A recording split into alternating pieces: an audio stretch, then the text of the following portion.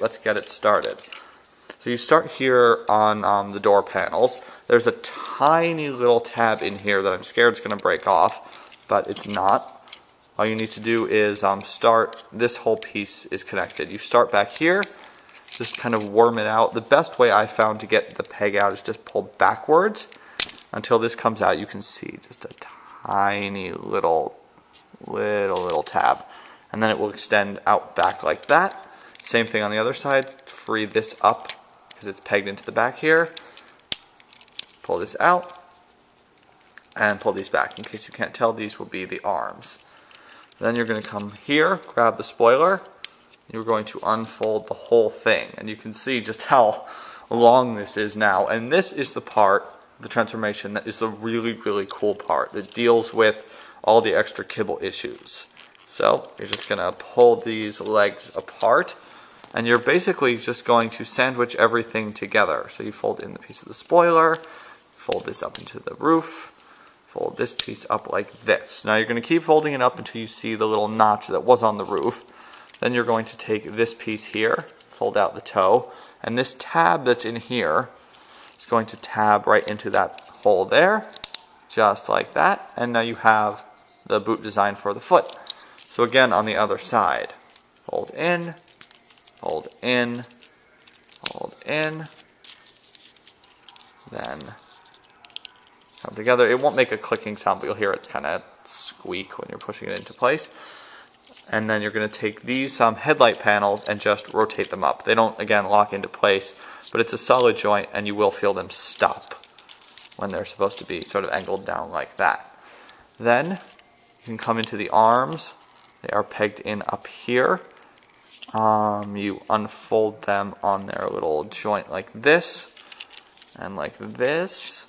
Now they are on as, again, if you've seen the initial images, they just sort of stop the arms like this, and they look, very disjointed, so like the elbow is broken. But what you can do is when you're transforming this, do it the way it says in the instructions, so get this bend, but you can work the ball joint and this inside joint to make the arm a little bit straighter. And then you just come, and like I did on the other side, you flip out the wrist. And that's it for the arms. And then for the head reveal, you're going to take this whole piece, pull it up, the head will fall down into place via automorph, and you just push this piece onto his back and out of the way. And we get him stood up here.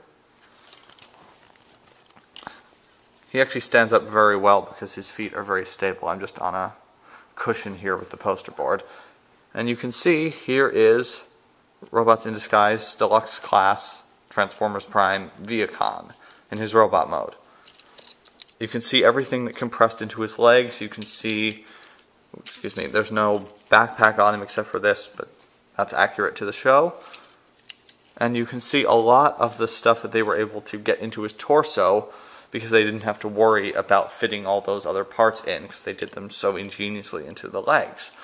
So if we go up here, you can see his head looks exactly like it does on the show, silver everywhere except for the pinkish red visor with light piping from the top.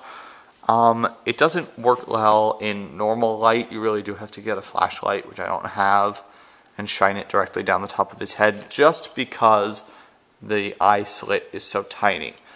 Ball jointed shoulders, which actually have some good rotation back and forth, up and down, go a full 360. You have a bicep swivel right under that double jointed elbow, where it's a ball joint here and then this inward-outward joint. The wrist actually does go further up than just straight, so you do get a full wrist bend out of that. Ball jointed hips, thigh swivel below that, 90 degrees on the knee. And then the toe does go back and forth, but the heel doesn't move just because of how the thing is constructed. So all the balance comes from this really wide foot placement here.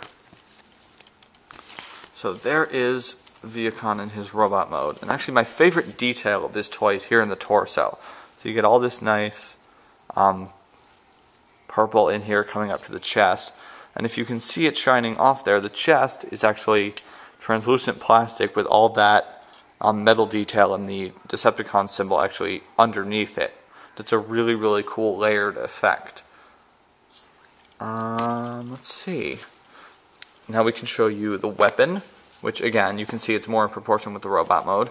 You can hold this one of two ways. You can either take the peg and peg it right into his hand, like this, and then he can hold it like a normal gun. And you can do that on both sides. Or you can fold the wrist in completely, and again, working with a notch that is built onto the top right here, you can take the little clip and you can clip it on top. Again, just push down. Good. Just push down until you get a solid connection, and you have it replacing his arm. You can see the hand folded up from this side, but it looks more like it does on the show with it transforming out of the arm, and since it does connect directly to the arm, instead of just kind of, fitting into his hand or something and then sticking out like it does on the deluxe ratchet, you actually do get a much better sense of an arm gun out of him. And again, he can do that on both sides. That's about it for him. Again, he does stand very, very well. I really, really like this toy. Like I said, I pre-ordered this, and I totally do not regret it. Hello everyone, I am back. I just wanted to apologize for that cruddy little edit in there. The battery on my camera actually died while I was filming, so I had to go charge it. And while I was doing that, I also went to the website where I pre-ordered this guy so I could figure out if he's still for sale and if the price is good. I haven't been able to find a Vehicon anywhere else, and I haven't looked since I picked this guy up. But where I got him was toywiz.com. The pre-order is still up there. It does say pre-order ships in May, but I did get this on April 30th, so technically a day before May, and he is totally worth it. I think the price he's up to now is about $50. May or may not be worth it, depends on how much you're willing to pay for a Vehicon early, and if you are going to get it in your area.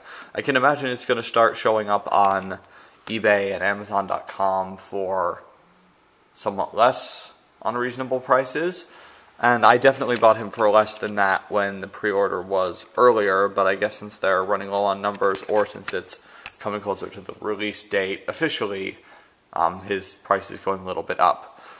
This has been Highballman coming back finally with hopefully what has been a semi-exciting review of Transformers Prime Robots in Disguise Deluxe Class Vehicon, and I am signing off.